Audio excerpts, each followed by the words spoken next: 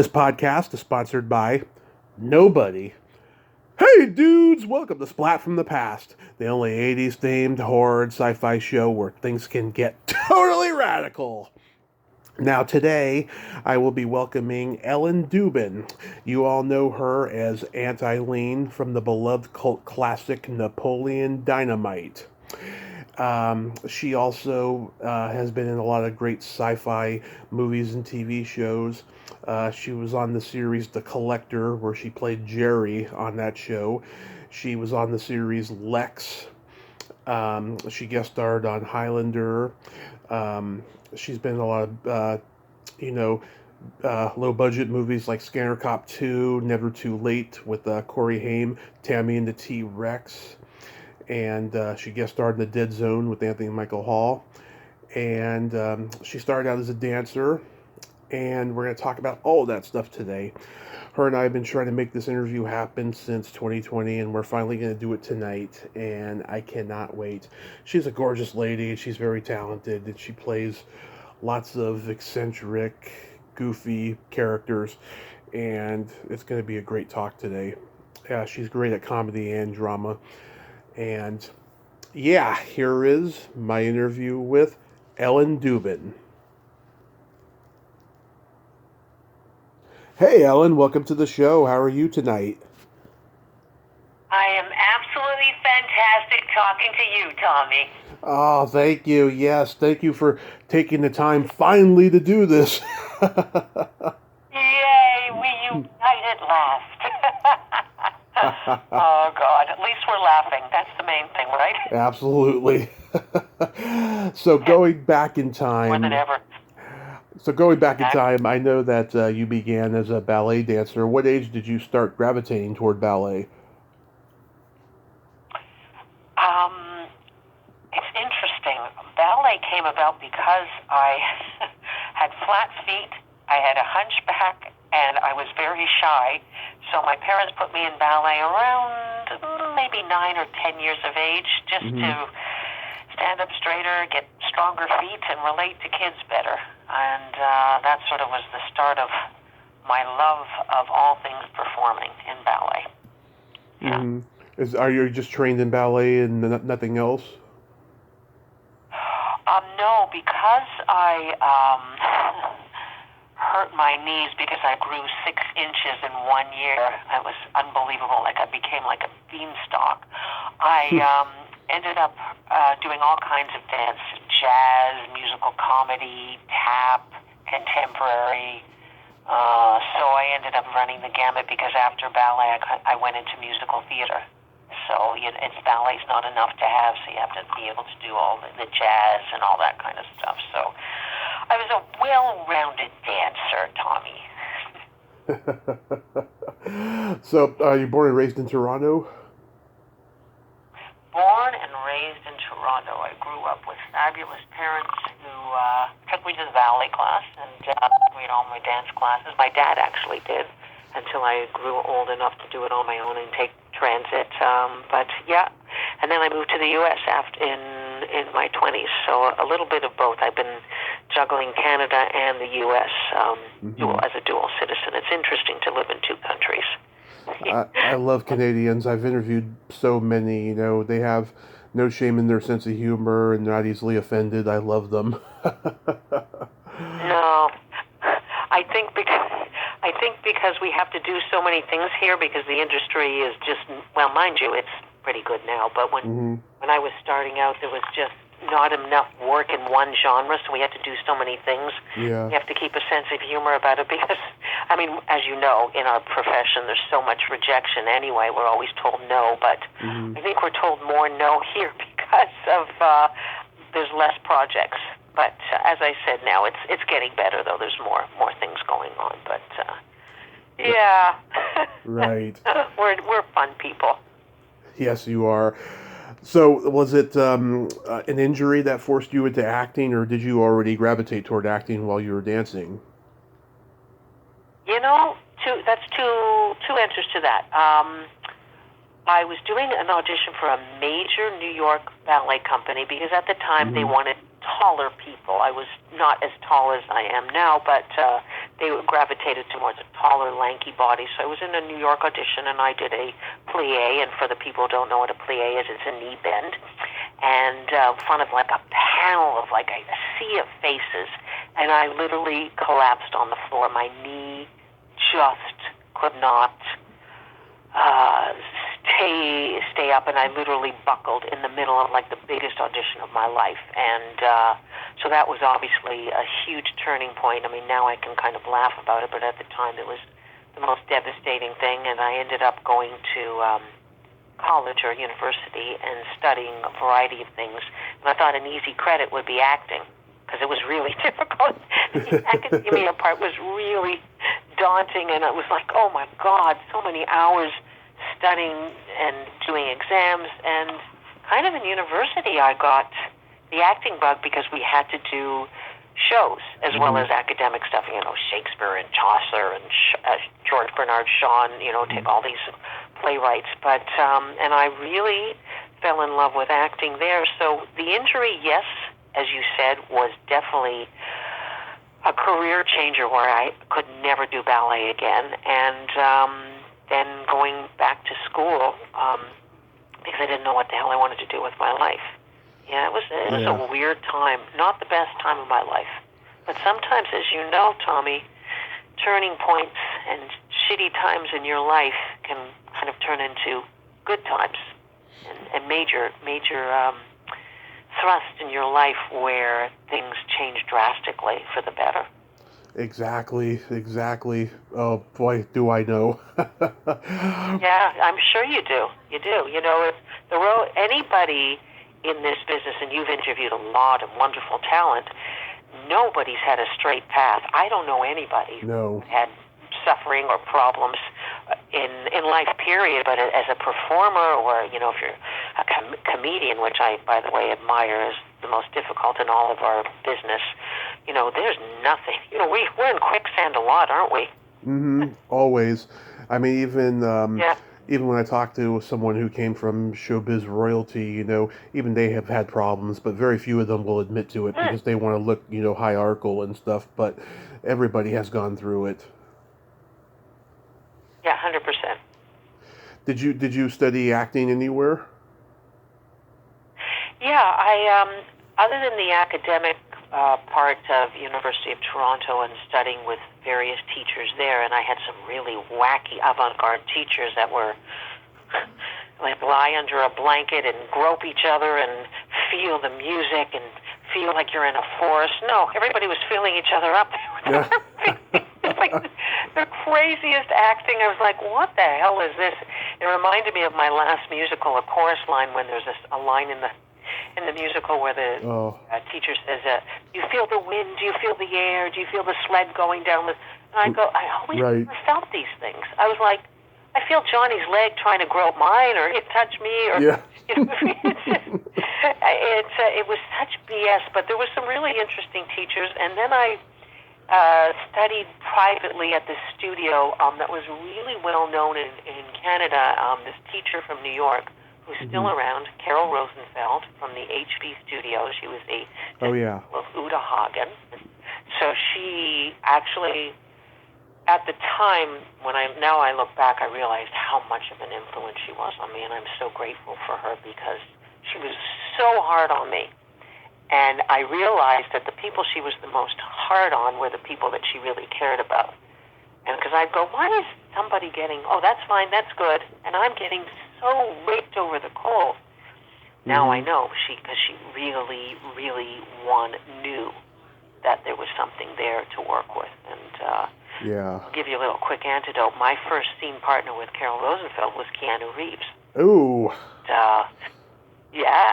Keanu, and wonderful, such a sweet, great guy. He really, you know, I'm not just blowing smoke up the listeners' ears. He truly was a very, very generous soul, and I know he is now as well. And our first scene was a play called Key Exchange, where we're a young couple and we decide I love that to play. move in together and exchange keys. Yeah. And it's a famous play. It was, I think, off Broadway a long time ago. Yeah, I saw the movie years ago. It's great. You remember the movie? Yeah. Yeah. And I'll tell everybody this is a very funny story. Just reminded me how segue. So there's a scene that we're on a picnic.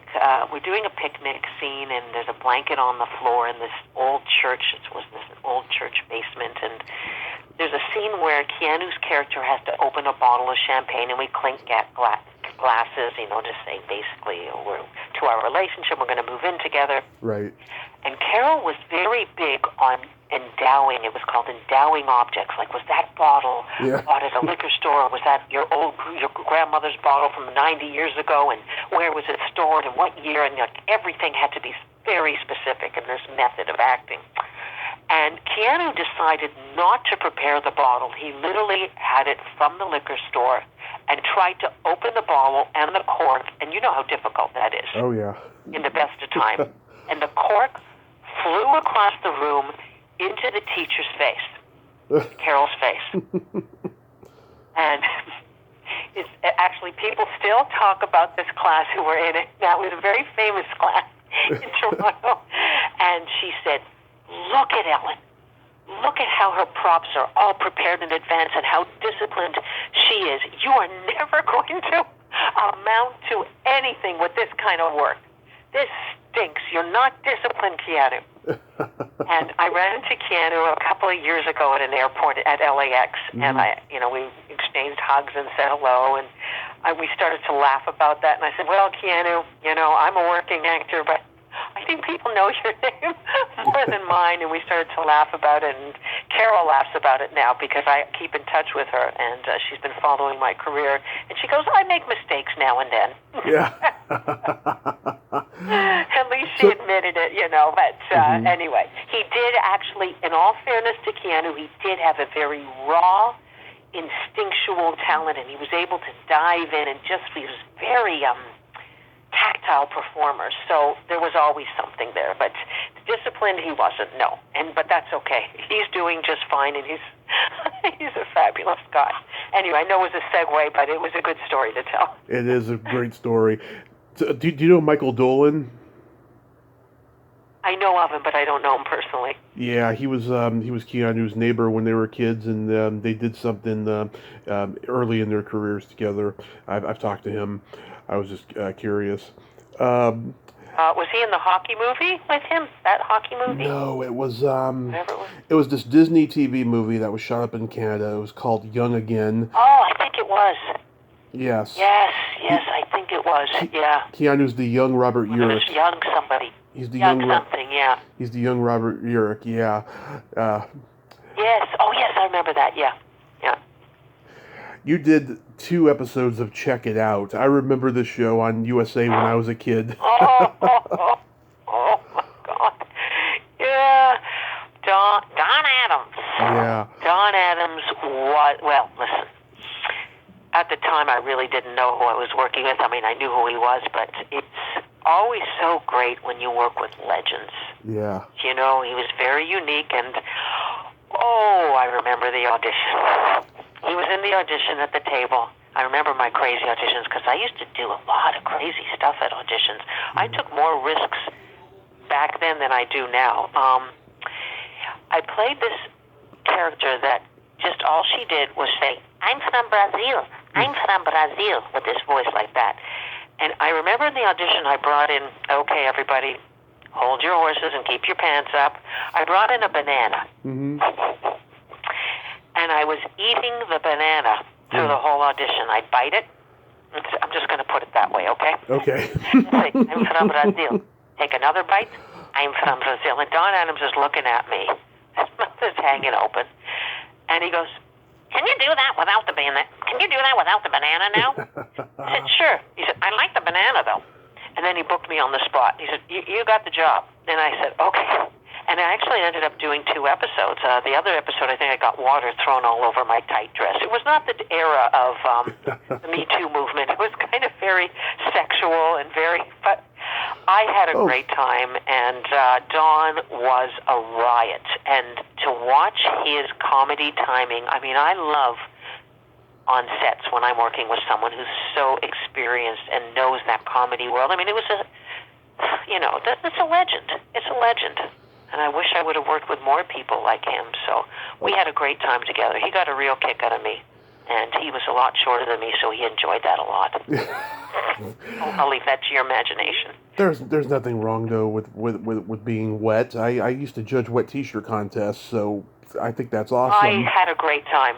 Yeah. I had no problems with it, and because we were laughing our heads off. We knew what we were doing. It was fun. Yeah. And they were very kind. They had towels, and the water was nice and warm. Nobody played any tricks on me and threw a cold, jug of water on me, and my jugs were fine. Everything was covered. It was still network television, so it was you just saw outlines. There was no, they couldn't, there was a lot of no nipple policies at that time as well. Oh, yeah. They were very, very careful. Well, with Forever Night, the show I did, they were absolutely adamant that all the girls, even if they were dressed sexily, nothing was showing, nothing was exposed. They would rather see cleavage. Nipples is it's had come up several times on several shows, even a couple of years ago. Mm-hmm. Very interesting about that. It's amazing. You can hack off a man's head and decapitate them, but you can't show a nipple through a top. It's interesting, isn't it? It is. I don't know if that'll ever change. A little screwed up, I think. I totally agree. And also, too, Tanya Williams, I've had her on. She's awesome. Mm-hmm. Yeah, she was like 30 on that show, and she was always playing teenagers at 30 years old. Because she had that baby face. Wow. She still does have a baby face now. Yeah, beautiful, beautiful woman. Yeah. Another Canadian series you were on that I remember from USA was Counter-Strike, and that was not a really good show. It was one of my first shows, I think. Yeah, it was, what was his name? British guy. He died so young. Oh, Simon McCorkindale, I think his name. That's it. Simon McCorkindale. Yeah. You know what? When you're starting out, you're just so excited to get the work. And I was the type of person that was always observing other actors. I really learned a lot. And, nowadays I find that a lot of people just go out on a break and text and phone their agent. I really think that people should sit on sets and watch the other actors, and if you're allowed, and now it's a little different with the COVID stuff, but it's always great to observe other actors, and there was a lot of very experienced actors on that show.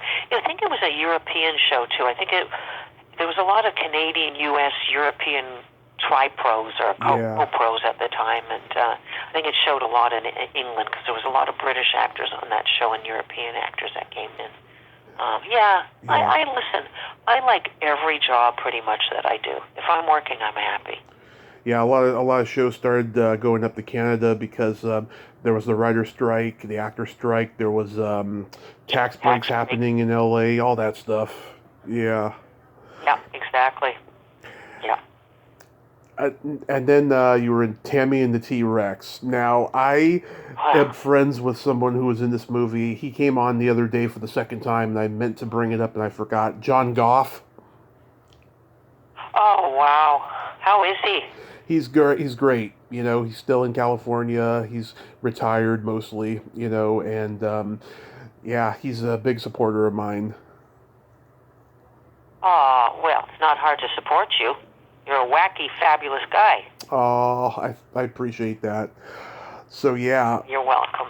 So, yeah, how was making that? Tammy and the T-Rex has become, it's interesting that you brought this up. It's become a phenomenon again.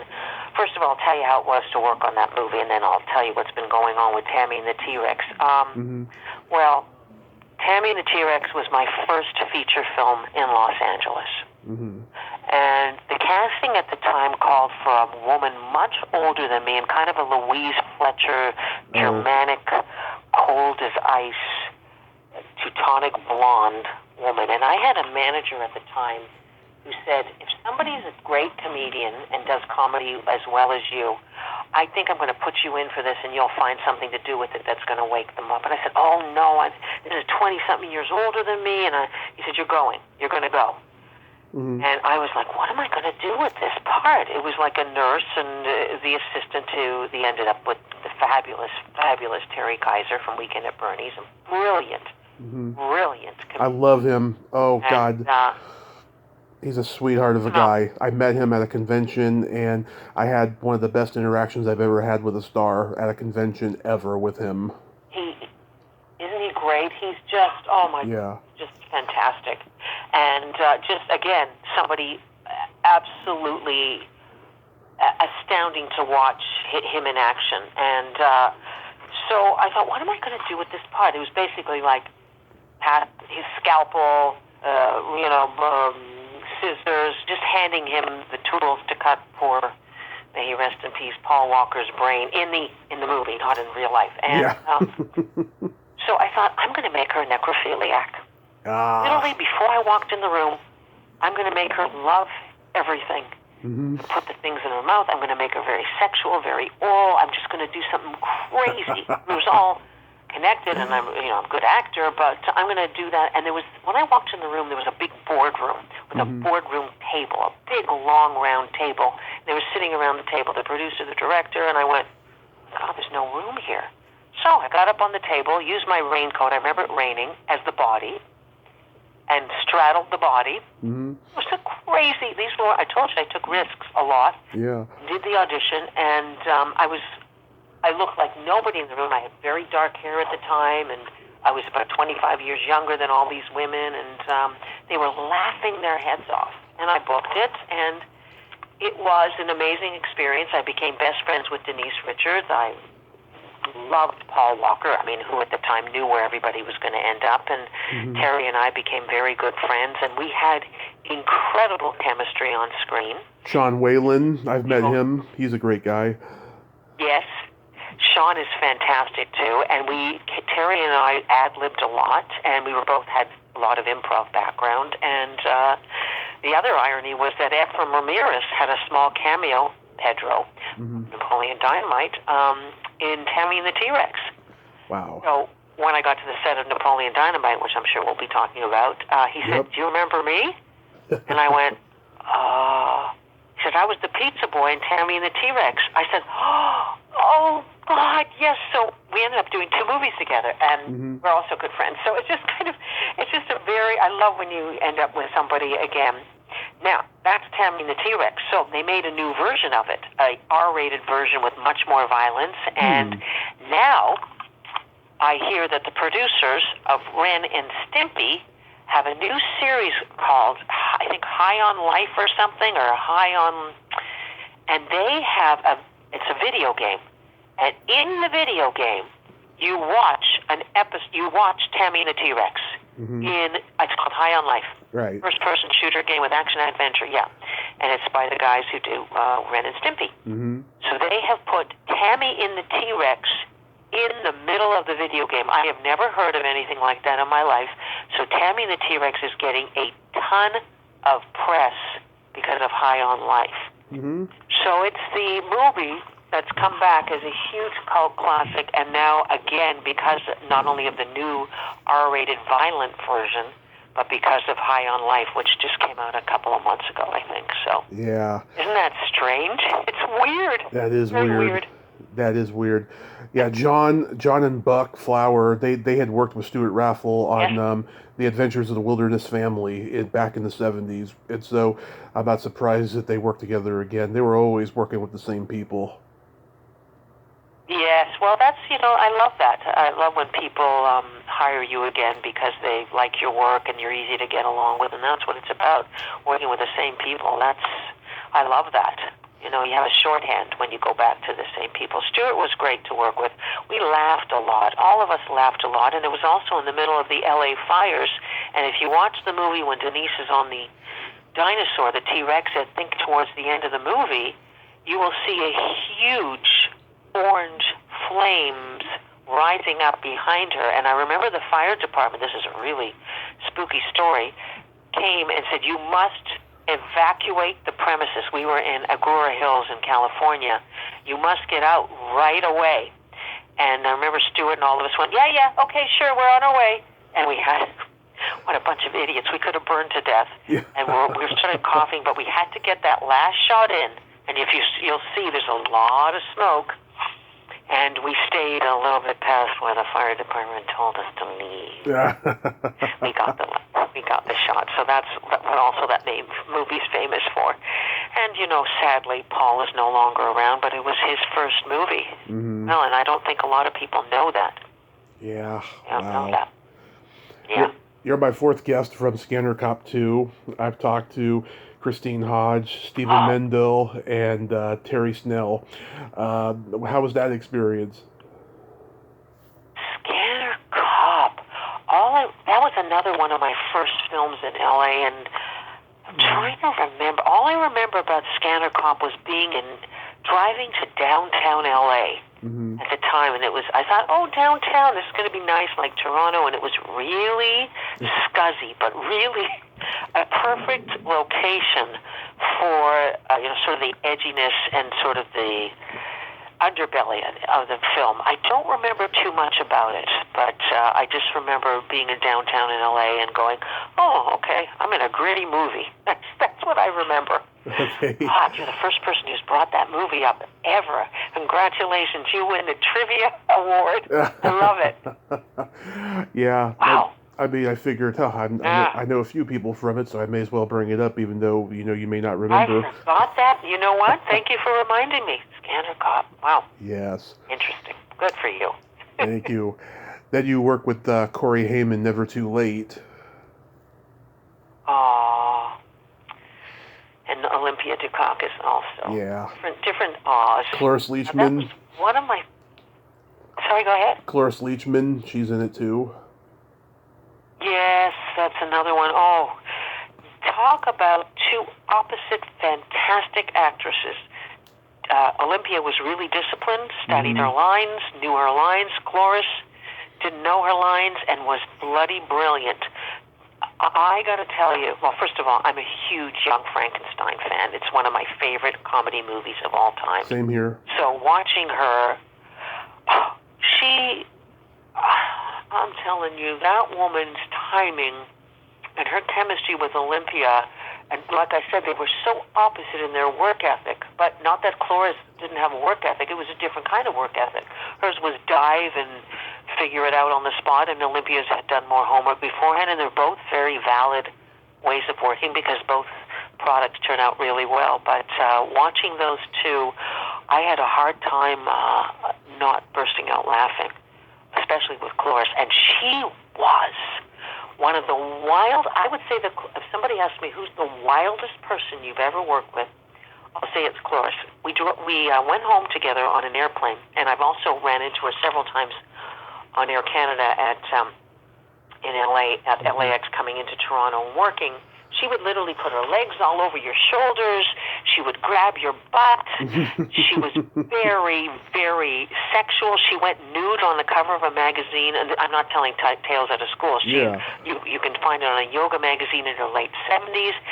She was fun and spontaneous. And, oh, my God, I enjoyed myself so much on that movie with her. And Olympia, Olympia was a huge fan of as well. And Corey, just another sweet, loving, hard-working soul. It's just such a shame where people end up, It is. I'm friends with his sister and his two ex-girlfriends, and they've got a lot of good stories, and they just love him dearly. They've tried to dispel all the myths about him that Corey Feldman has, said in the media and all that crap. Yeah. Yeah, I have nothing bad to say about him because he was such a sweet, hard-working, lovable person, and who knows why people badmouth other people, and, that's probably their problem, not the person they're talking about. That's my belief, definitely, Another Canadian actress I'm friends with was in this. Do you know Jane Wheeler? Yes, I do. Yeah. I do. She's How did you know her?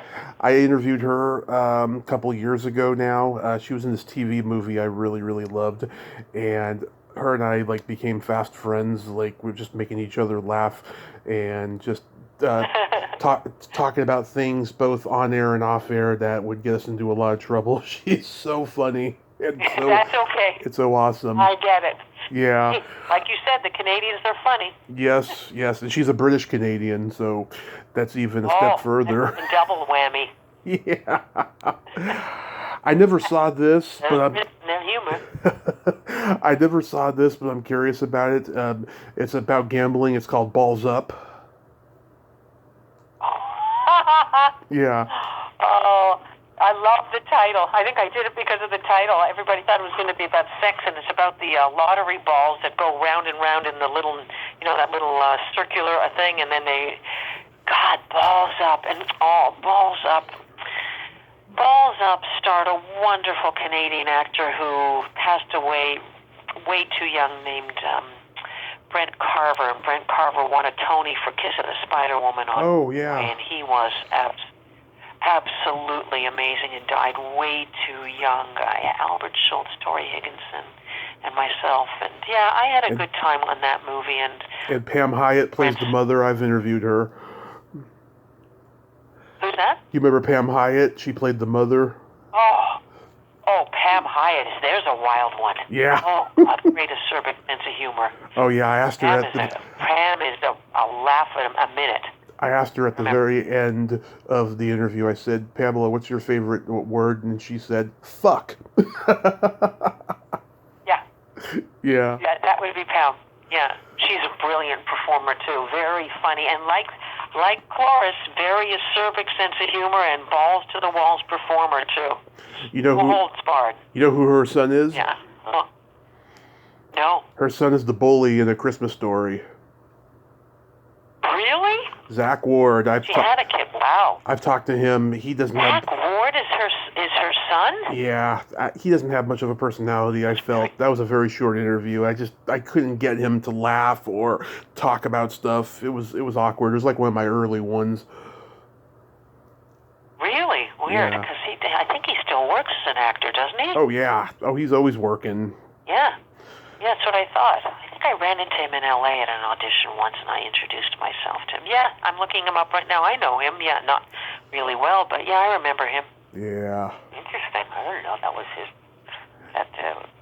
Toronto, Pam Hyatt. Oh, yeah, there it says Carson T. Foster's sibling. Okay, there you go. He's working all the time. He was on Titus. Oh, yeah, Titus. I love Christopher Titus. Yeah, me too. He's brilliant. Everything he says about dysfunctional family I can relate to because it's my family too. Really? Lovely dysfunctional family? Yeah. Let's see. That's what makes for interesting life. Mm-hmm. You guest starred on Highlander, The Raven. I almost got Elizabeth Grayson on here. What was that experience like? Well, isn't it amazing to be a part of a great franchise like Highlander? And a lot of times when I was doing conventions, BC, as I call it, before COVID, a lot of people would ask about Highlander. It's a huge has a huge fan base, and I liked it because it was fun to work with Elizabeth, who's a wonderful, lovely person, and I've helped her in LA when she was having her charity. She would have some charity functions, and she would attend as her guest. She's a great kick-ass woman. I liked it because I liked when I was quickened, and I also learned how to broadsword, and I studied in LA with one of the mentors, an old timer who taught Errol Flynn, which was so great. I remember looking in the phone book at the time. I said, I gotta learn how to broadsword because I want to look like I know what I'm doing. And by the way, this is not something you pick up in 2 sessions. It's very difficult on your forearm. Yeah. It takes a tremendous amount of strength to hold those things. And broads, as I say, it's the first broadsword fight in Highlander history. That's what I call it. That's in my bio, broadsword fight. And so I studied with him, and then when I came to Toronto a couple days beforehand, I studied at Rapier Wit, which is also a huge, they have, sword fighting and all kinds of different things, because I wanted to look like I knew what I was doing. And I had a stunt woman doing some of the falls, but a lot of that fighting is me. So I love when I can learn a new skill. So that was the wonderful thing about Highlander. And I loved, what's his name, Jim Burns. Mm-hmm. Wonderful, wonderful man to work with. Really great. And I love the cloaks. I just love the whole style of the show. And I work with a crazy, crazy director who ate hot dogs during the whole thing. Yeah. All he did was eat hot dogs. I remember that. I had hot dogs tonight. Yeah, but did you have about 15 at a time? I had 3, and they had they were wrapped in bacon, but with turkey bacon. Oh, I love that. Turkey bacon. I love turkey bacon. Oh. Oh, they were turkey dogs too. You know, I'm on a health kicker now because I have diabetes. Yeah. Are you okay? Oh yeah, I've lost 40 pounds since I've been diagnosed, and I'm going to keep going. Wow, that's amazing. But you got to keep rewarding yourself with your turkey bacon. You can't deprive yourself totally. Exactly. Give yourself rewards. Yes, his name was Dennis Berry. Oh, and also Paul Johansson. Yes, he was fun to work with too. To seduce him and try to hypnotize him and come under my power. Yeah, that was a really, I loved shows like that, and I really wish they would bring back the Highlander. Again. Oh yeah, I mean, I grew up on the movie, and I interviewed a director. Adrian could come back. Yeah. I saw on YouTube, I did not know this even existed, you played a white trash relative of the Addams Family.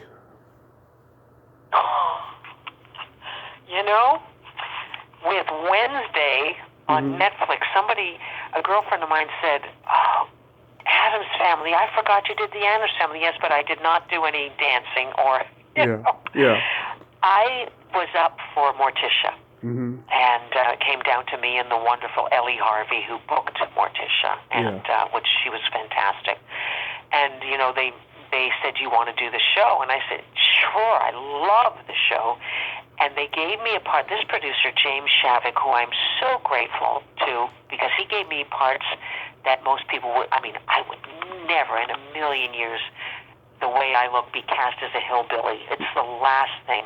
Yeah. They had this episode coming up, and he said, "I got this hillbilly up. I'm in. I'm going to do it." Mm-hmm. And a friend of mine is from Kentucky, and I spoke to his mother, who had a very thick Kentuckian accent, and then I exaggerated it even more, but it really helped me. I actually did a lot of research on her, and to get the accent really exaggerated, that kind of thing. And I had an amazing time during that show, and I'm so glad I've got that on my resume. Yeah, I never saw this version of the Addams Family. Yeah, I never even saw this version. I didn't even know it existed. I was like, oh, this is pretty cool. They did one in Canada. I didn't know. Yeah, and they did a great job of making you look hideous because you're a gorgeous woman, and I can't believe it's the same woman when I look at you in that. Thank you.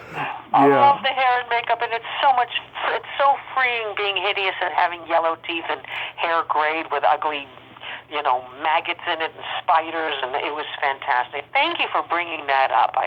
Another thing I'd forgotten I had done. Wow. Yeah, and that was a great show. Yeah, and the whole time there's a banjo playing in the background. That was a clever. Yes. That was a clever premise. Deliverance tribute there. Yeah, a little bit of Deliverance, a little bit of the Hatfields and the McCoys. I thought that was original for an Addams Family episode. That was cool. Yes. Well, you know what? You just exactly nailed it on the head, because I remember the director saying, it's like the Hatfields and the McCoys when you two are arguing, and that was one of the exact references that was brought up.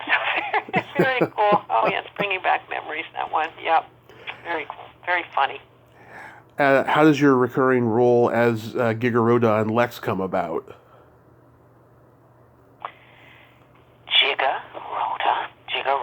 Gigaroda. Call it gig because of the gig.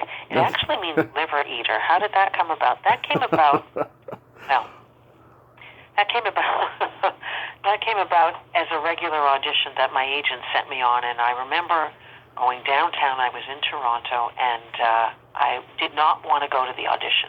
I didn't understand. I was not a sci-fi person at all. Yeah. I never watched it. I never read it. I was completely just didn't care about it. Mm-hmm. Those were the auditions at the time. So I remember going downtown and literally sort of like Tammy and the T-Regs outside the door. Mm-hmm. I decided what I was going to do when I got in the room, and it was a monologue that Stanley Tweedle, who was the male lead, played by Brian Downey, brilliantly, sort of the everyman nerd. Yeah. It was a monologue about him being on a planet of women. They had not written any sides, so everybody who went into the audition, whether they were 600 or 600 years of age, all had the same audition. Oh, this planet of women, so many wonderful, sexy women. It was all this stuff, and I thought, what am I going to do with this? Okay, here we go with another risk-taking audition like Tammy and a bunch of other auditions that I used to do. So I sort of made it like a... Yeah. Like a man's fantasy scene, basically. And I remember the casting director and the producer were like, oh, wow, this is so cool. And I remember getting a call back, and there was a scene with Jiggerata, and I remember she was preying on men, not praying like, like she was not praying like in church, but preying on people to eat them. And I remember standing at the back of the room, and there was a wall, and I put my foot up on the wall, and I spread my arms like a praying mantis, like very physical and animalistic. And I remember them going, my dance training always came in handy. I was always a very physical actor. And I opened my arms, and I sort of sauntered around, and I just was very comfortable with the material, and that came about as an audition, and I am forever grateful to Paul Donovan for casting me in that part, because it put me on the map in the sci-fi world, and I'm still doing conventions and still getting emails from that Lexx crazy, wacky show. It's finding a new audience because it's, I think, on some streaming services, and old fans still email me. I still have two of the first fans I ever had still. We send each other Christmas cards. It's sort of cute. And it's just been, it was such a fun part for me because, again, it's a woman's part that is so strong, and I was kind of the comedic relief. Xenia and Ava. Ava was the first Zev, and Xenia was the second Zev. They were sort of the sexual, very sexy, traditional female lead, and I was kind of the untraditional, wacky, comedic. Some men found it, some women actually have quite a good fan base, wonderful women lesbian fan base because of Jiggerata, because she was so aggressive and ballsy and did whatever the hell she wanted. He enjoyed that. And Paul, that was kind of a rare character for the time. Just do whatever I want. And he gave me free rein to create that character. So I'm forever grateful for that. It's it was on around the time. I didn't want to go to the audition, and I almost turned around. What were you going to say? I was going to say, that was around the time I stopped watching TV, but before that I used to watch Canadian sci-fi shows like Stargate SG-1 and Tech Wars and stuff like that. Yeah, and then to find out, in the last decade that, that Canada is still putting out these sci-fi shows, I think it's great, Another one you did, and again, the word sex comes into play, was an episode of Star Hunter. Oh, I love that show so much. Another one, very sexy part. I think I was taking bodies and, was I taking brains or organs out of people's bodies? I just remember taking the male lead, who was a British actor, and putting my hands down his chest, and I think I was going to give him a lobotomy or something. Something kind of weird and strange, and I had a great time on that show, and unfortunately it got canceled because my character's name was Father Abode. I'm remembering this right now. And Father Abode was a male name, but I remember when I got on the screen, people were going, oh, that's very much a woman. And it's Clive Robertson. I think that's what his name was, Clive Robertson. And Dawn Stern was beautiful, African-American actress, beautiful. I'm just looking his name up because I always like to give credit to the people I work with. And Michael Pare was not in that particular season. I love him, though. I do too. I worked with him on a couple of films later on, but not on that. And listen. All of those sci-fi shows were so much fun, and that was an international show done by Philip Jackson and Daniel Dorr, who I remember, and I keep in touch with them still. Yeah, I'm sorry he didn't go because we were going to come back and suck the living daylights out of everybody else's body parts. Yeah, there's a little theme here, isn't there, with Ellen's character? Yeah. I'm just realizing. I love it, though. Long appetite, yeah. Me too. How does Napoleon Dynamite come into your life? Napoleon Dynamite came into my life because of Lexx. Mm-hmm. There was a big magazine that was huge in the sci-fi world called Cinescape. I don't know if you remember it. It was a beautiful, glossy Vaguely. sci-fi magazine, and Yeah. it was, they used to have great magazines that did all things sci-fi, and Chris Wyatt was a writer for this magazine and interviewed me as Jiggerata and the Pope. I ended up playing the Pope in season 4 of Lexx, only and Pope in sci-fi history, female Pope. And so he interviewed me for that, and then he did a pilot. And it's not on my resume. It was sort of like Mystery Science Theater, where you sit and make fun of the movie. Really cheese. Yeah, is that what's called, Mystery Science Theater, something like that? Yeah, with Joel Hodgson. Review. Yes, but this was with Chris Wyatt, and he made his own thing, and we reviewed with our wacky senses of humor. Both of us were absolutely off the wall. Yeah. Terrible DE movies, and we had a great time. So we made a pilot, and then flash forward, it never went anywhere. He emailed me and said, "Hey, Ellen, I'm doing this movie, producing this movie called Napoleon Dynamite. I'm going to send you the script." I said, "Okay, sure." And I read it, and I went, "What the hell is this? This is really dumb. This is really crazy." And he said, "Yeah, we're going to shoot in Preston, Idaho, which is just outside of Salt Lake City, and we're going to go in such and such a time. You want to do it?" And I went, "What the hell? Nobody's offering me any movies. I've never been to Idaho." Well, yeah, what the hell? Let's go. And I shared a hotel room with Tina Margarino and played Deb. The female lead is a wonderful young actress. And the rest is history, because it became one of the biggest comedies of all time and the comedy of the generation. And I'm still stunned.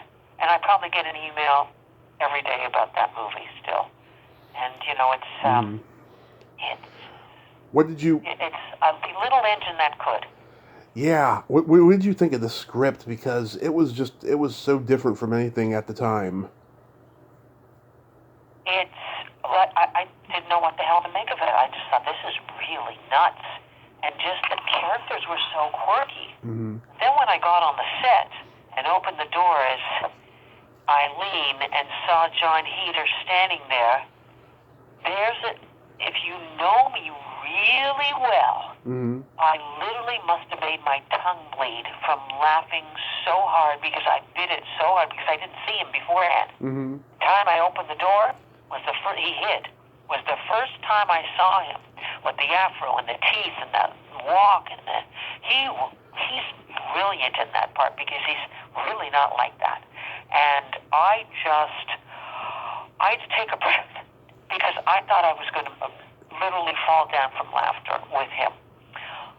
He was brilliant in that part, and of course working with John Grease, who's an extraordinary actor. And if you want to watch him in White Lotus, he's in White Lotus, and he plays Jennifer Coolidge's love interest. Yeah. I was looking at him going, why don't we know this actor? With Ellen, because you worked with him, you sat on the couch with him, you worked with him as Uncle Rico. He is brilliant in White Lotus. I have to give him a shout out, because he is an amazing performer. So Napoleon Dynamite, there's proof that you can make a movie for $5 with complete unknowns, and it can make zillions of dollars for the producers and win every award and become the biggest comedy of all times. I grew up watching him as Laszlo in Real Genius, and every time I see him in that movie to this day, I start laughing the moment he's on screen, because he is such a space cadet, yet he's the smartest guy in the movie, and he's a space cadet.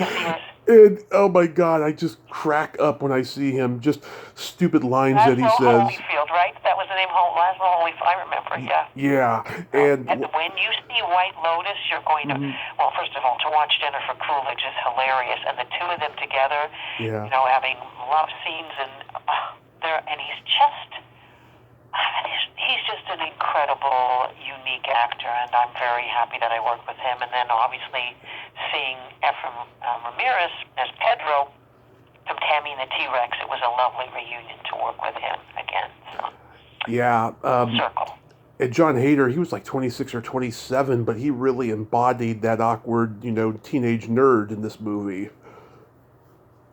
Yes, he did. And that dance at the end, we've got now Wednesday Adams doing her dance and John Heder doing his dance. And these dances, if they're really wacky or unique, people are really embrace it. And, everybody was imitating his moves, and people knew every single bit of dialogue. I can't tell you how many people have seen the movie like over 80, 100 times. Yeah. They know the movie better than me. They said, when you said this, did it mean this? I'm going, oh, did I say that? Oh, okay, thank you. Oh, gosh. Tell me about your hair, because it was so awesome. You looked like a 50s housewife straight out of Better Homes. Thank you for noticing that, and that was my request. I had gone to a couple of sites for 1950s. I wanted to be out of this world, like not in that time zone. But if you notice the movie, it's hard to pinpoint. Is it 1960s with moon boots? Is it 70s? There was a lot of, what era is it? But I wanted to be a little bit of a throwback with that teased hair. And then I saw a few people in local stores in Preston, Idaho, sort of like it was like a twilight zone of a time warp. And the polyester outfits that I was wearing, they were all so big, they didn't have enough clothes there for me. So we literally, I'm clothes pinned in. They're like a size 4 or 5 sizes too big for me. So they're either tied in the back with a rope, oh, that's a little secret, or clothes pinned. And we teased the hair. I said, make my hair really, really tease the hair. And the lipstick was all old-fashioned, like throwbacks. Thank you for noticing that. Oh, yeah, of very course. Important. Oh, yeah. I mean, the director was very specific. Gerard Hess was very specific about how he wanted. Like, if you notice, most comedies are done at a very clipped speed. And Gerard Hess directed it very slow. If you notice how people talk kind of slowly in that movie or comedy. Comedy is usually faster and louder. His was slow it down. And it works. It works. Weird, huh? I've always been, I was like, really? Okay. That's not what I've learned in comedy, but you're the director, you know what you want. And he was very specific about how he wanted things. And now when you look at it, he knew exactly what he was doing. Very impressive directorial debut. Yes, and oh my God, that prom scene when he's dancing with the girl and he says, what does he say to her? You have nice shoulders, or something like that. Yeah. Oh. That's a great line. Tommy, everybody, if they don't admit it, everybody has an inner nerd. If they don't, I don't want to know them. I'm a nerd. Have nerds in us. Yeah. I think that's what the appeal was of the movie. The great characters, everybody could identify with the awkwardness. We all have awkward moments in life. We really do. We all do. I'm floored by the success of it, and very, very grateful. How does the Collector come to you? Another audition, and I would say that was some of my best acting work in a different way, because I worked very hard to create a very detailed performance, and obviously doing 3 years on a series and moving to Vancouver was a dream come true, and being acknowledged for my work and nominated for Best Actress in that series was very heartwarming for me. I loved working on that show.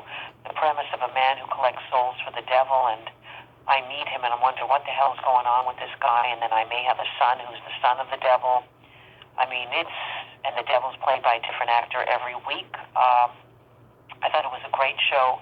Unfortunately, not marketed properly, and I really think it should be on a streaming service right now. People keep asking about it. It's very hard to get it.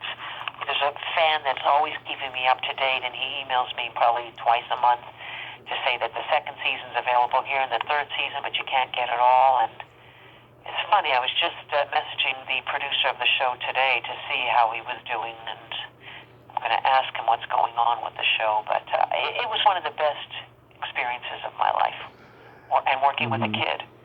And very interesting working with kids and having to be spontaneous and kind of look after him as well. I think he was 7 years old.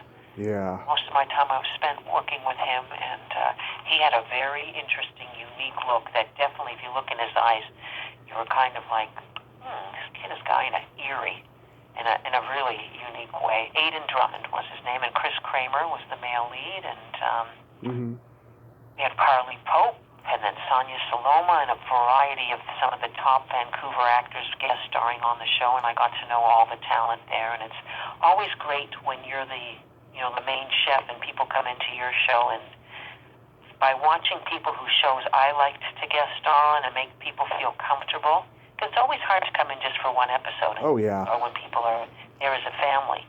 And I always made sure that everybody felt welcome and comfortable, and if they had any questions, because I knew what it was like to be a stranger on a set that I was literally having to do a full-fledged performance and then leave. It's such a crazy business, the television business, and you have to move quickly. You don't have time for lots of mistakes, and if you make a mistake, you have to go through it and just make the best of it. So it's a great lesson in acting fast and doing great performances. I learned a lot. Well, when I talk to people who are prolific in both film and television, I try to focus on the film more, because when they talk about the television, they always tell me they either don't remember because it was just, in and out, or it was a negative experience because the star of the show was an asshole or something. So I kind of just focus on the film, But lately I've been through that. Yeah. But lately I've gotten some good stories about guest starring on TV, so I guess it's just the luck of the draw. Yeah. Exactly. Yeah. I saw this on your demo reel on YouTube. I was laughing my ass off at this. It was Young Blades. Oh. Yes. Oh God, I had a great time, and that also was supposed to be a recurring role and come back. I loved it. I got to work with Sebastian Spence, who looked at my boobs all day long, and I enjoyed it. And I've worked with Sebastian now 3 times. I worked with him on his series First Wave. He was the devil as the doctor and the collector. Actually, 4 times. Then I did Young Blades with him, and then I just worked with him on a pilot a couple of years ago called The Time Is Right, about time travel. Yeah. And anyway, I loved that show because, here's a little tidbit, I got to work with Sheena Easton. Oh, yeah. Singer. Yeah. Yes, she was the other queen in it. And, Modern Girl. Oh. Yes. And it's just so cool to work with her.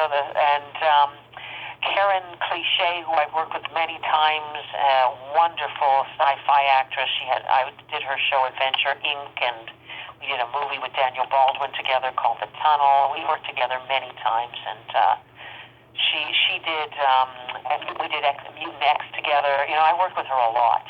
This was the height of sci-fi time when I worked with her. But I had a great time on Young Bloods, and plus I love the costumes. I love period pieces. A lot of women complain, the corset's uncomfortable. Yeah, but I like it. I think it's very sexy. I love the long dresses. I love the hair.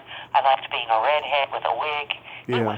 I loved it. I had a great time. Yeah, I was just laughing hysterically. That's James Shavik. Yeah. He gave me that part. Yeah, it was great. Yeah, it was just so funny how, he's trying to rob you too, and then you try to sweet talk him with the cleavage, and then he touches you, and then you're possessed by his touch, and you're almost orgasmic with the sound you're making, and you got that. I wanted him to steal everything because I was married to an old fuddy-duddy husband. Yeah. And I thought, I'll get robbed. Who needs the jewels? Because he's touching my jewels. Yeah, and you got that really earnest smile on your face, and you have a pretty smile as it is, but that speaks volumes in a comedic way. I love that about certain actresses who can do that. Yeah, it's a little mischief, isn't it? It's a little quirky smirk. Yeah. Yeah, like, ooh, I didn't know he cared. Oh God, that was fun. Here's a weird domino effect. Back to back in 1 year, you got to first work with Anthony Michael Hall and then Molly Ringwald. And You did the Dead Zone with Anthony Michael Hall, and then the Wives He Forgot with Molly. So tell me about those experiences. Well, at the time during Dead Zone, he decided to change his name to Michael Hall. So I would call Anthony, he goes, no, Michael. I said, okay, Michael. So I don't know if he's back to Anthony Michael Hall or not because I get getting confused. But the Dead Zone, yes, I played a frazzled mother and the son had these powers, and that was in Vancouver too. And I was in the middle of doing The Collector at the same time. And interesting, in that episode was also Chris Kramer, who was also in The Collector. We both booked, there was like, I think 2 guest stars in each episode. So he was in the one section and I was in the other section. It's just a weird coincidence. Right. I was pretty freaked out in a good way because I was working with a Brad Packer. So I, not the Rat Pack, but the Brad Pack. And so I think I had the same reaction when I worked with him and then when I worked with her. He was very hardworking and but we had a lot of fun joking around on set. His co-worker was John Adams, I think his name was, and it's just kind of freaky when you're working with people, but you have to do the job. You can't sit there and go, oh my God, that's the guy who was in the Brat Pack, or Molly Ringwald. And we became best friends in the movie. Molly Ringwald and I were best friends. She at the time had her kid on set, so basically, when the work was going, we were working, and then right after, we didn't have a lot of social time because her kid was on set. Yeah. So usually, if I'm playing somebody's friend, I like to sort of, joke around and sit at craft service and have fun and just sort of create that chemistry. But basically, and actually we did have good chemistry. I was really worried about it because we sit and talk a lot at the table, and I give her a lot of advice. I'm sort of the wisecracking friend about her love life with Mark Humphreys, nice Canadian actor, good-looking Canadian actor, and but again, I kept looking at her, going, "Oh my God, people are going to want me to touch her. She's pretty in pink and 16 candles." Breakfast Club. Oh gosh, no, it's surreal. That's the word. It is surreal when you work with people that you have followed and are icons in movie history. So I just have to now work with Demi Moore and Rob Lowe and who's the other one? I forget who the other one. I can see him, the black-haired guy. Oh, I can't think of his name right now. I'm looking him up right now. But I always have a good time. Always have a good time on these shows. Amelia Estevez, I didn't work with him. Andrew McCarthy, didn't work with him. Demi Moore, Judd Nelson, and Ali Sheedy. So I still have more people to work with.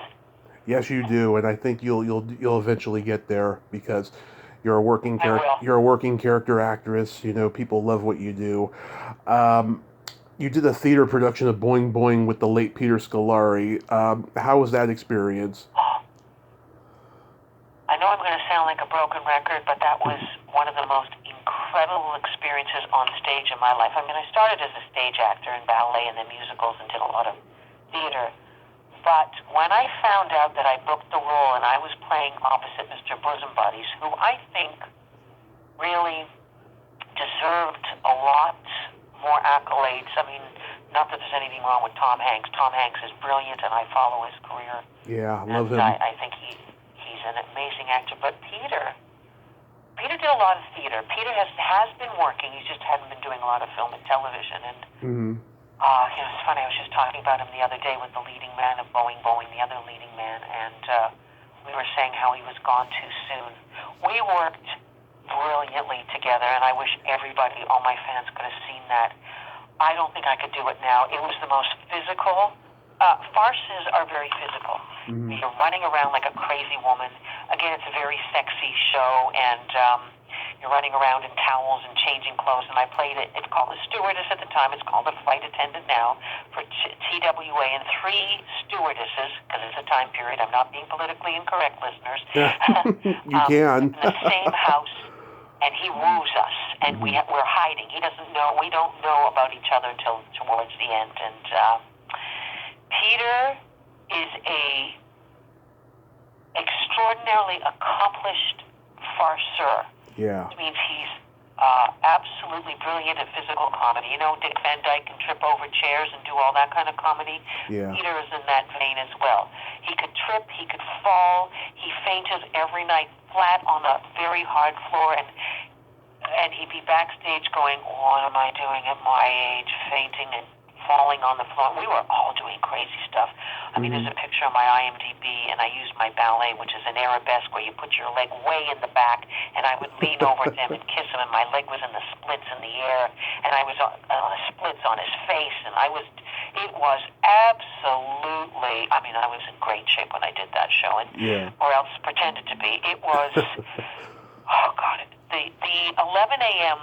matinees on Sunday morning, the early morning matinees after a Saturday night were excruciating to do. Like Peter and I were limping, and Michael Lamport, who was the other actor, who was sort of the Canadian Robin Williams, we were all absolutely exhausted. And when Peter died, I was absolutely devastated because I learned so much from him, and we had such an amazing, amazing time. And when the show ended, I was happy physically, but I wasn't happy emotionally because I grew to really love him, and he died way too soon, and he kept it a secret. None of us knew that he was sick. None of us knew, and so his death was a shock. And I remember messaging his girlfriend, and she was a Broadway performer as well, and he said, he wanted us to keep it quiet, and he's a highlight of my career. I'll never forget him. Yeah. So what made you get into voiceover work? I was visiting my commercial agent in Los Angeles, who was in the same building as a associate of them that were a voice agency called Vox Inc. And I was talking to her, and she said, you really should be doing voice work with your great voice. And I said, oh, my mother's been telling me I should be doing voice. My mother's been telling me to do voice work for a long time. And she said, why don't I walk your stuff into the voice agent next door? They're friends of mine. And I said, oh, okay. And so I followed her. She's this very wonderful New York agent named Judy Rich. And she was my commercial agent. She's since retired, but again, a huge influence on my life. She walked my stuff over, and they saw me because was a very prominent agent right away. And I remember, I don't know, sometimes you do an interview, Tommy, and it just clicks. And they said something like, do you have any demo reels, voice reels? And I said, no. Well, why don't you watch my acting reels and close your eyes? And they started to laugh, and they said, nobody has ever said that to us. And they had also knew some of my sci-fi shows, and because a couple of them were running on the Sci-Fi network, and they handle a lot of actors, on-camera actors and theater actors, because that's their first priority. Because voice acting, as I tell people who say, oh, I can talk, and nothing to do with voice, is to do everything with. Great voice actors are great actors. That's what it's all about. I use my acting skills more than worrying about how I sound. If you worry about how you sound, it's not going to work. So they took me on, and I started auditioning, and so I've been doing voice work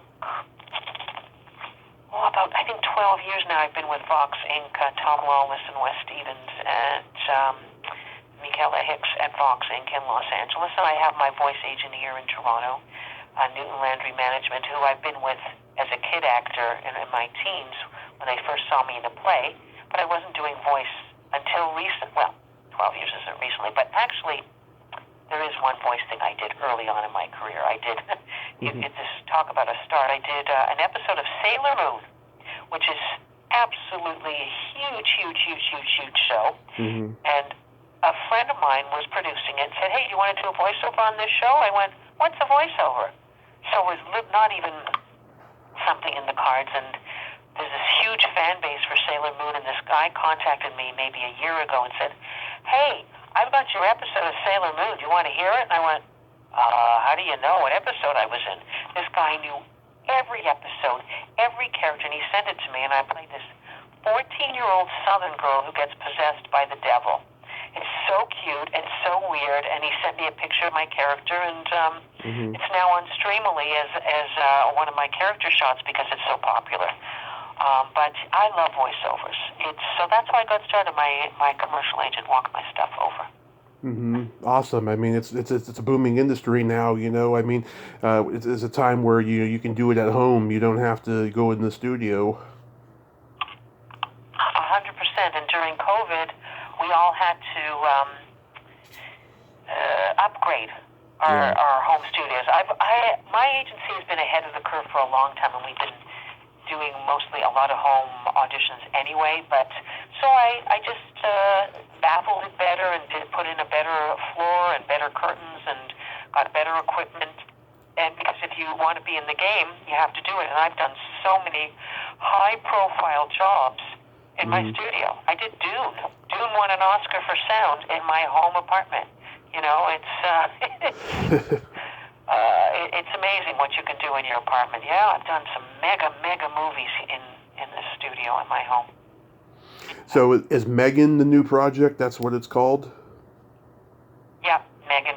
And it's already, I see today, there's reviews, it's become the horror movie of this generation, TikTok generation. It's oh boy. 88% of Rotten Tomatoes. Oh yeah, well, hey, if teens are going to love it, that's great. So I did that in my apartment. Did that in my home apartment, and you can't do it without engineers who are going to change it at the other end. But you have to start with a good basic, a sound treated room and a good microphone and a preamp. But I'm really excited to be a part of this movie.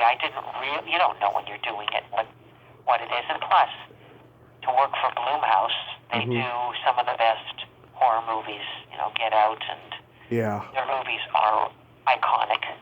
And I was very grateful to work for Blumhouse Productions. Nice. Jason Blum's. Well, maybe I'll check it out because Well, maybe I'll check it out because I love horror, But I'm just reluctant with the home Zoom thing. I mean, I saw Saturday Night Live on home Zoom, and I was like, God, this is awful. And then people wrote in and said, don't do that, and they stopped, and so they just started regulating the theater that they shoot Saturday Night Live at, and so they've just been doing it back there, But for like 3 episodes when the pandemic started, they were doing it on Zoom, and I was like, God, this is awful. Oh, I remember. I was like, what is this? Yeah. Why are we in their apartments? And then everything was on Zoom, yeah. No, but this Megan is shot as a movie. It's not shot as Zoom. Yeah. It's not on Zoom. Oh, because you said it was done at home, so that's why I thought you said. No. The movie is shot as a feature film wherever they shot it. I don't know where they shot it. But the sound, my portion was done in my studio, but my studio's broadcast quality now. I get it. Else they wouldn't approve of it. Yeah, you have to do sound test every time you do a movie now, or a video game. I mean, I do a lot of video games out of this home studio too. I've done foreign dubbing on Netflix movies out of there. It's only one time I went to a studio, and that was because there was a lot of screaming and contrasting, and they were wonderful. They said, would you be okay going to a studio that was COVID friendly, and you'll be the first person of the day? And it was really, really well sterilized, I guess that's the word. But most of the stuff in the last couple of years has been from Toronto, because I've been here. Do you have any other... Do you have any other upcoming projects or even convention appearances coming up?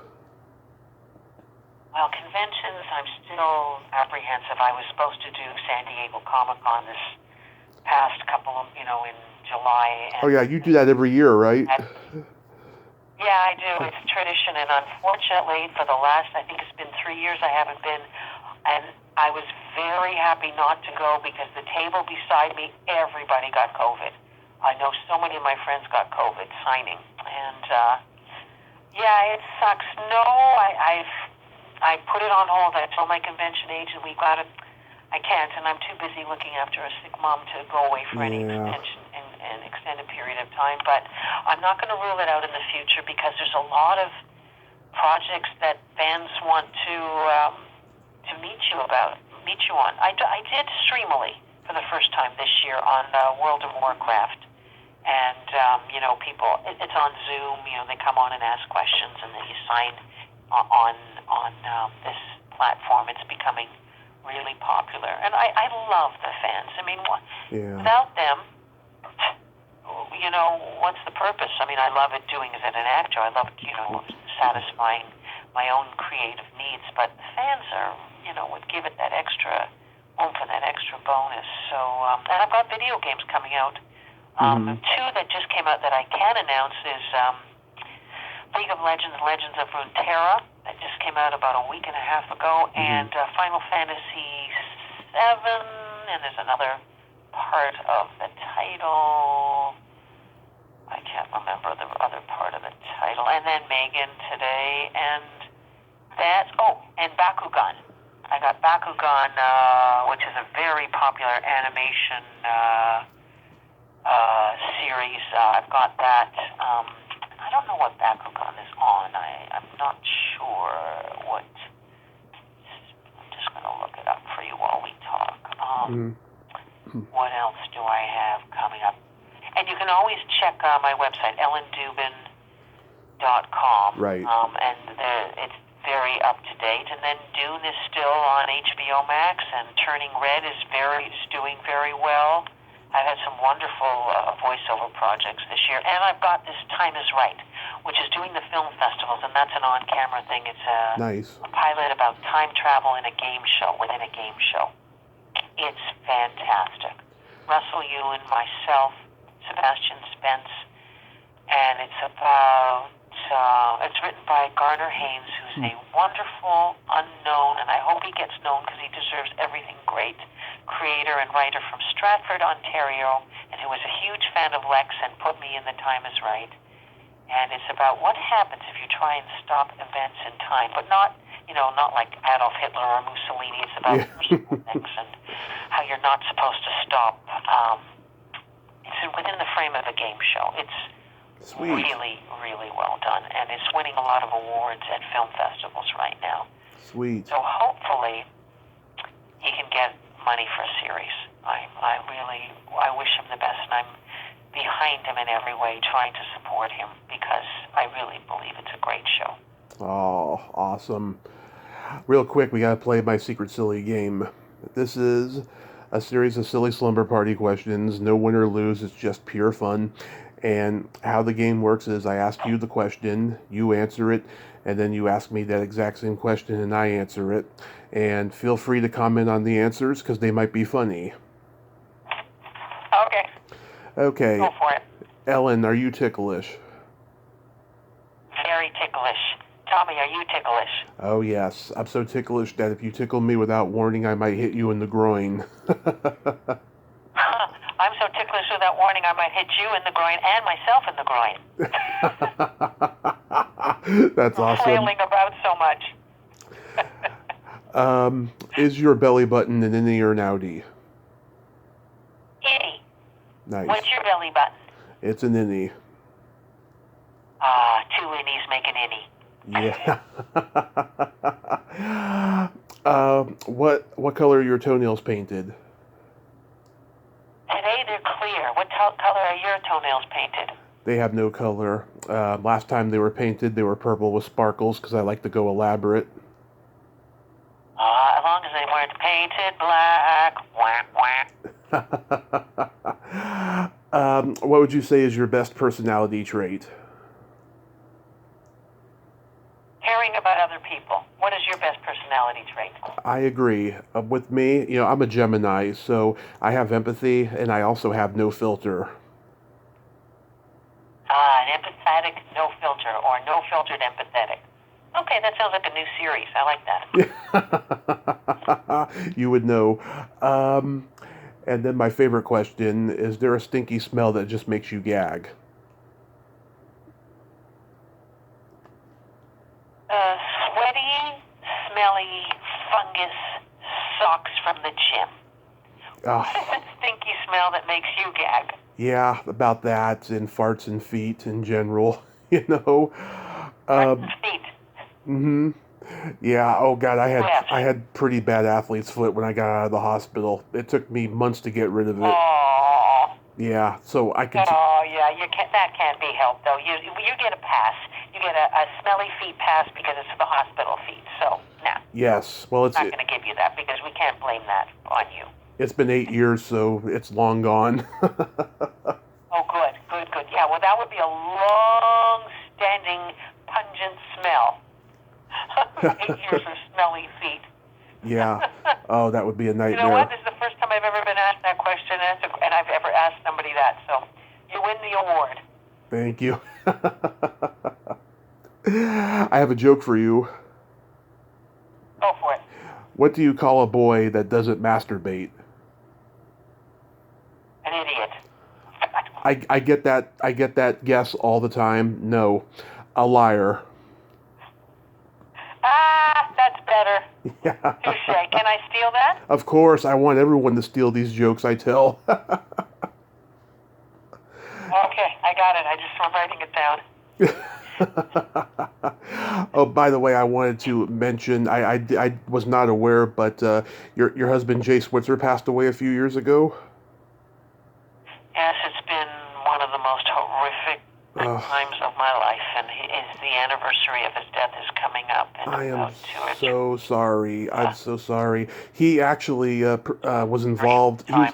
He was involved in a show that I liked. Can you guess which one? A sci-fi show? No. Give up? A music show? Nope. Let me think. Let's see. Oh, Murdoch Mysteries? Nope. He was involved with that. Without Jay, there would have been no Murdoch Mysteries, the longest show in the history of Canadian television, pretty much. Okay, I give up. Go for it. Sex TV. Oh, Sex TV. That was a really good show.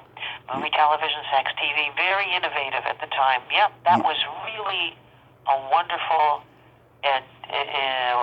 exploration of the world of sex and all kinds of, and not what people expected.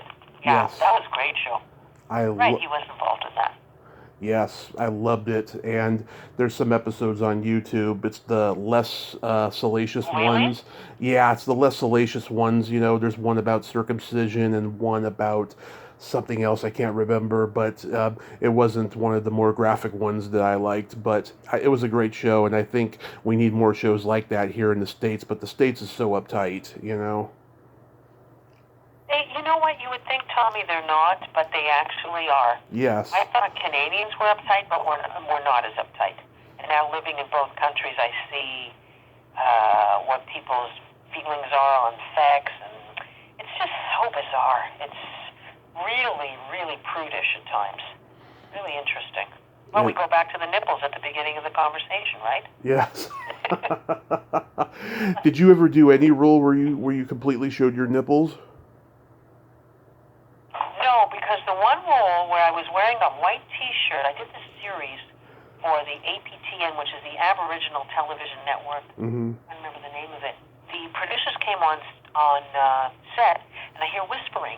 And you know, when you go to bed, I hate when you do things like on TV and you see somebody's in bed and they're going to sleep. And I don't know any girl that wears a bra to bed. If you do, you're an idiot. Yeah. Anyway, sorry if I offended anybody in the audience. So, I hear something, and the director calls me and says, "Ellen, I can see your nipples." Yeah. I said, "Uh-huh." He said, "We have to put Band-Aids on them." I said, and by the way, don't put Band-Aids because they didn't have anything there. Yeah. Then after that, I said, "I'm not putting these on because to take them off, no bloody way." So they ended up wearing a bra. I wore a bra to bed with the T-shirt on top of it. It was ridiculous. It looked so stupid. So then I said, you know what? Let's just keep the covers on and do the scene under the covers because this is really dumb. Or else just change it that I've already changed into this outfit or put a bathrobe on. And I think we ended up with the bathrobe and stuff like that. But no. I've actually never done nudity. Never. No. I've managed to avoid it. By choice, actually. By choice. Yeah. Because the couple of times that it was offered, it totally was really like, "Hi, honey, I'm home." Tits. "Hey, Yeah. honey, have a piece of cake." Tits. "Hi, honey, you want to fix the toilet?" Ass. It just, You don't. it just absolutely was not. Well, listen, if you got a part like Fatal Attraction and you're in the shower and Yeah. it would always depend. But no, I've managed to avoid it, and I think when I think about if my parents would like it, and I'm like, no, my dad would not have been happy when he was alive. So I always think about stuff like that, and I've managed to do fine with my career. But you know what? Mm-hmm. If somebody wants to do it, Yeah. I don't badmouth them at all. It's their choice. There's nothing wrong with it. Just for me, it's not something I chose to do. And I've never had a problem playing very sexy characters, keeping my clothes on or a little bit of clothes or whatever. A business suit, you can still be sexy, depending on what you're doing. So Yeah, you don't mind. you don't have to be nude. You don't mind being body in your humor, but you're just not going to go. God, no. And I'm very comfortable when I'm acting in my own skin. I don't have trouble being aggressive. I mean, there's scenes where I've done all kinds of humpty-bumpty and crazy stuff. But again, that goes back to dance and being comfortable in your own skin, and you have to. I mean, unless you're playing an awkward character, you can always tell on camera when someone's not in their body because it's reflected in their acting and their voice. It all goes hand in hand, all of it. So I totally agree. very. Ellen, thank you for coming on, and this was. Thank you, Tommy, for your incredible, wonderful questions, and thank you for reading about my career. A lot of times, I'll do an interview and they won't know anything. So I really appreciate you doing your research on my career. And now listening to it, I'm like, oh, I've done some things.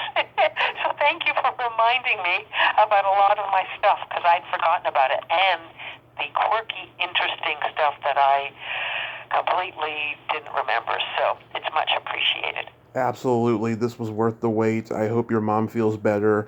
Thank you. I like you a lot, and I respect you tremendously. And I'm going to email you my cell phone number, so if you ever want to have a chat with me, you're free to do so. Oh, I would love that. Thank you so much, and have a great weekend. And we can still say Happy New Year because I think it's still before the 10th. We can still wear white shoes, whatever, in January. And you can keep your Christmas tree up, too, if you want. Yeah, by the 10th day, no more. Tommy. Yeah, by the 10th day, no more Happy New Year. All right, Ellen, you have a great night over there, and be safe. And take good care of yourself, please. I will. Thanks again. Thank you. Bye-bye. Bye-bye. Well, there you have it.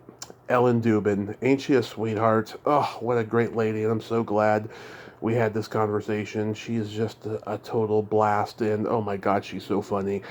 And that was just awesome. I'm glad we got to talk. Well, until next time, this is Tommy Throwback Kovac saying, there's no shame in living in the past because the present sucks. Later, dudes.